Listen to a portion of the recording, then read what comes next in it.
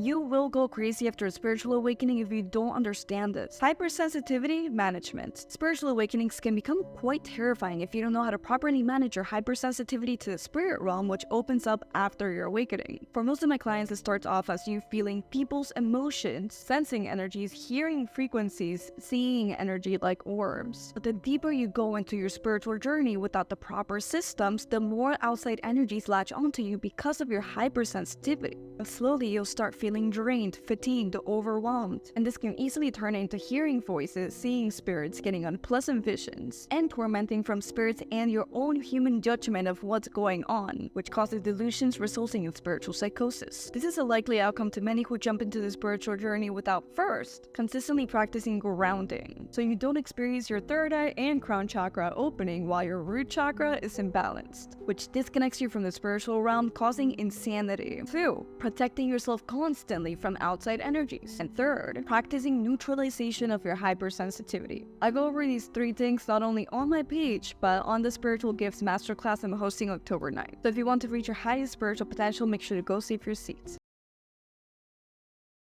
Regarding the video that I attached to this one, in a part of the video, she had wrote on the screen, we manifest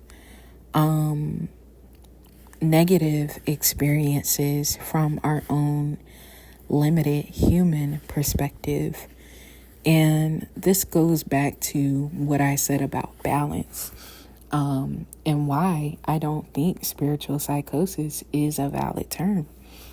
Because in order to truly reach a state of enlightenment, we have to obtain balance in our human selves, our earthly, practical, grounded selves, however you want to put it, has to marry and attain harmony with our spiritual selves before we can truly spiritually awaken. So I also feel like on this note, we need to separate spiritual psychosis from enlightenment. I don't even think that spiritual psychosis is a symptom of enlightenment.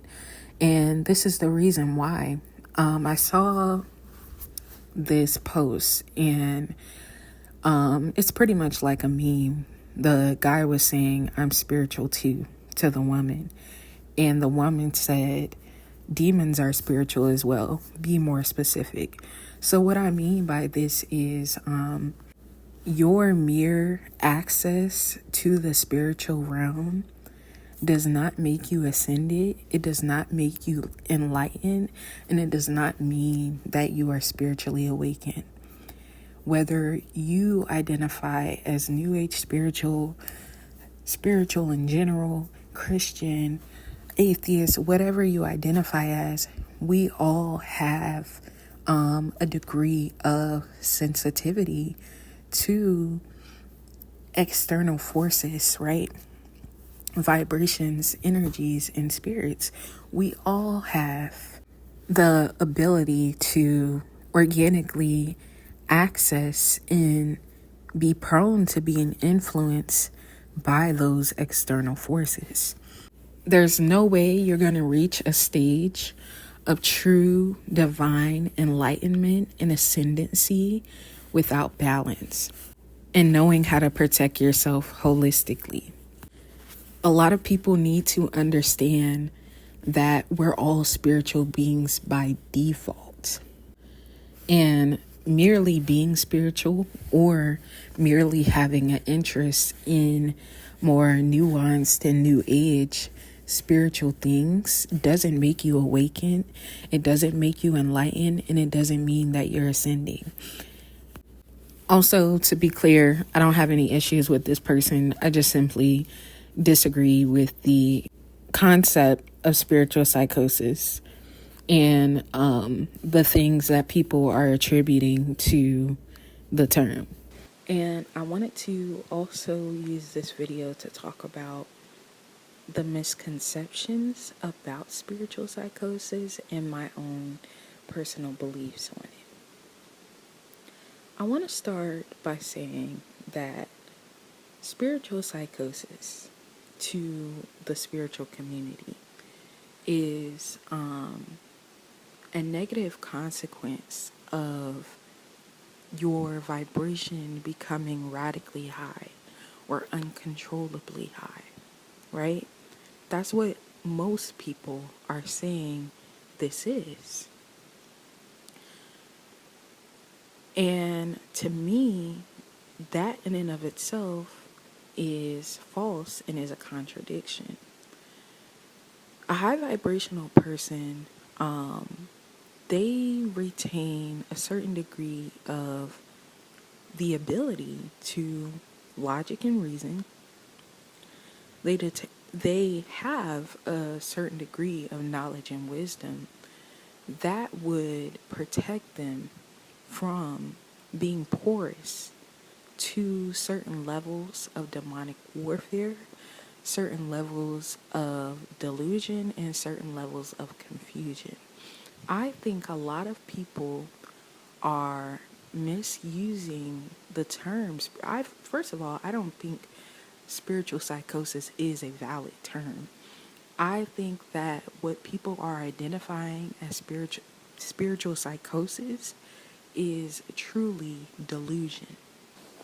Before I get into what spiritual psychosis is and the misconceptions of it, I want to say that the advisor that I've done videos on, this is someone who would throw that label at me a lot, right?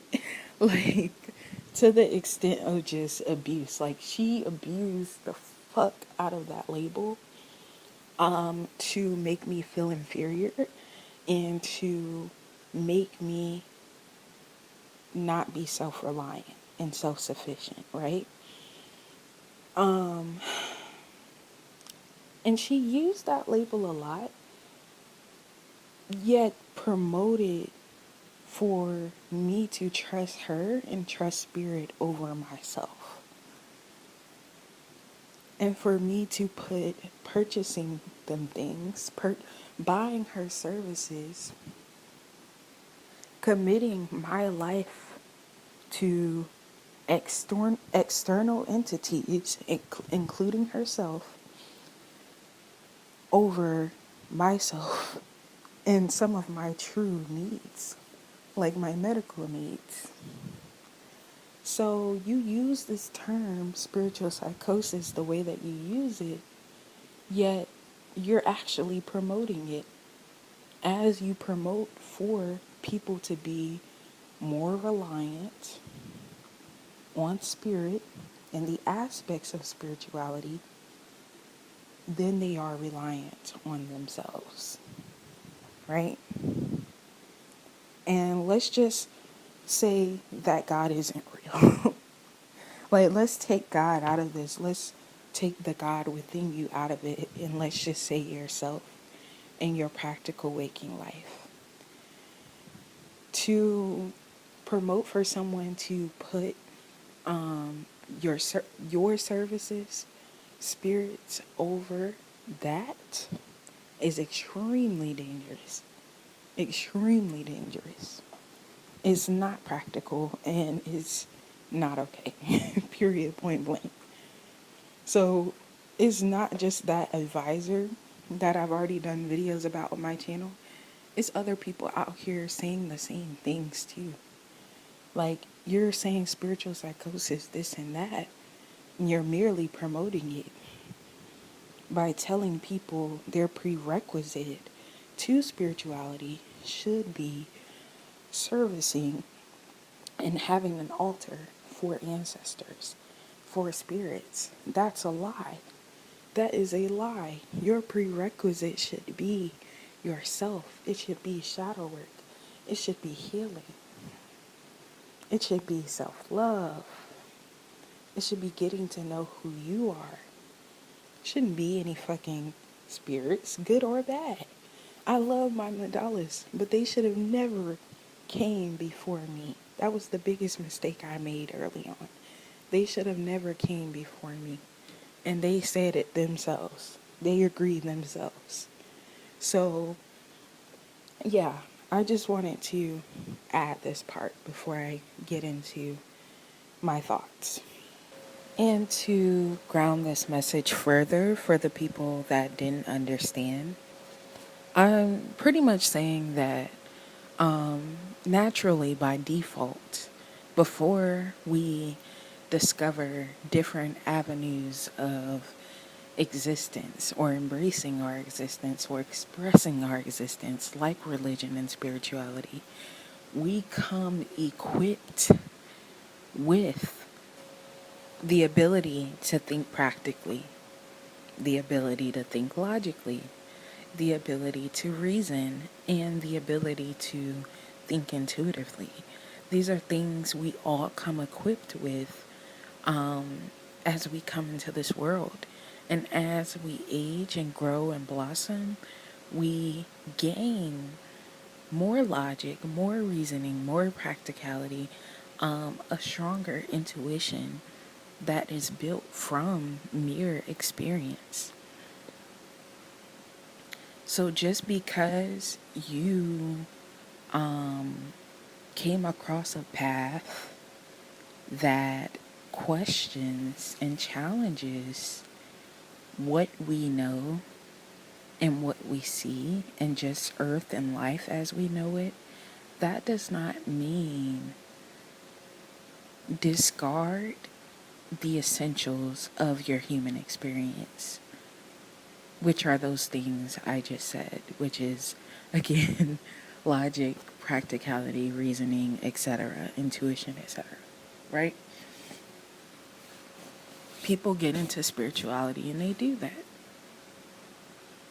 But we have to, it's just contradictory to say, because for one, high vibration, me as a person who knows she's high vibrational, a high vibration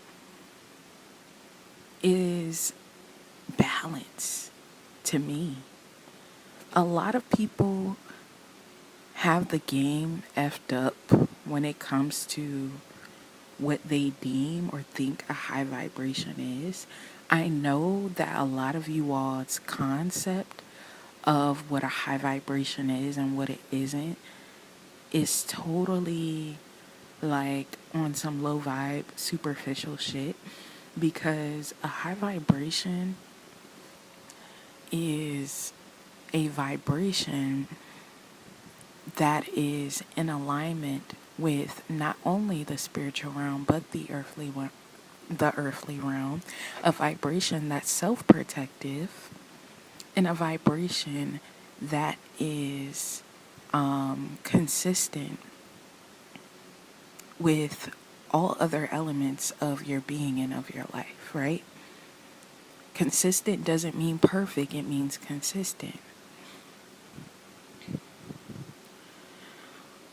A high vibration, to me, this is what you all's, I'm not going to say you all because there is likely people are watching this video or people in the future will watch this video and be like, I'm not like that. Okay, if the shoe fits, you know.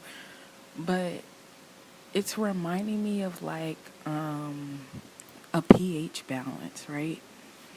Or some stuff like that. Like, it's giving, that's how y'all perceive high vibrations. Like, oh, your pH balance is too high. Now you're susceptible to demonic attack. Now you're too porous.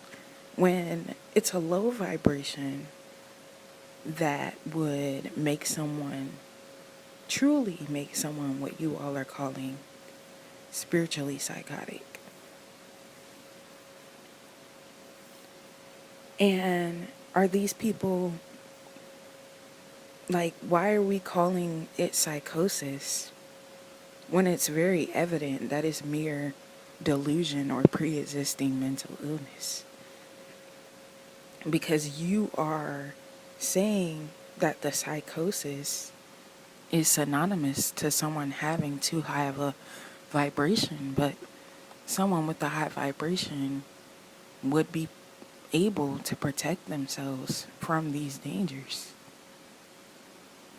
They would be not just knowledgeable enough, but intuitive, wise enough, internally, spiritually, divinely strong enough to not be susceptible to certain things. So I feel like it's kind of a dangerous thing, a dangerous term to use. I feel like it's always dangerous when people mix colloquial terms and mental health terms. And I feel like people should not be giving people any type of diagnosis, whether it's schizophrenic or spiritually psychotic or actually psychotic, without having the fucking license to do that. Just to put it plain and simple, you know? Because a lot of what I'm seeing on TikTok and on YouTube is just a bunch of low vibe regurgitation. And I don't want to say low vibe because I feel like when I say low and high vibe too much in certain contexts, a lot of people can think like, okay, what do you mean by low vibe? In this case, what I mean by low vibe is mindless and ego based. And what makes it mindless and ego based, which I should really say in the order ego based and mindless, is the fact that you want so much to associate yourself with certain knowledge to gain an ego boost and feel as though you are strongly a part of this second identity you're creating for yourself through spirituality. You want so strongly, so much to do that, that you are very easily and impulsively attracted to information without fully taking the time to understand what it is you're accepting. But it's just ego. Like it's like ego jewelry. You just consume the topic that they're talking about without properly dissecting it for yourself. Properly understanding what it is you're consuming and how the label is being used, right? But you just consume it. You just take it in and you spit it back out into another video, and that video, low vibrationally or egoically and aimlessly, inspires someone else to talk about the same thing. So now we have millions of people talking about spiritual psychosis as if they have the license to give a true diagnosis. But regardless, it's like, if you want to keep it on the topic of staying in the field of spirituality, okay, I can validate that for sure, because I'm not a therapist and I actually don't really believe in going to therapy myself. But it's like, even if we're staying in your domain, you're kind of contradicting one of the terms that you cling to, which is high vibrational. Because this, like, as a high vibrational person, the type of delusional stuff that the people you all call spiritually psychotic spit out, I don't want to be associated with that. And it's not on no shameful shit. It's not on no, the smart kid picking on the dumb kid type shit. Because I don't think people are dumb inherently, or,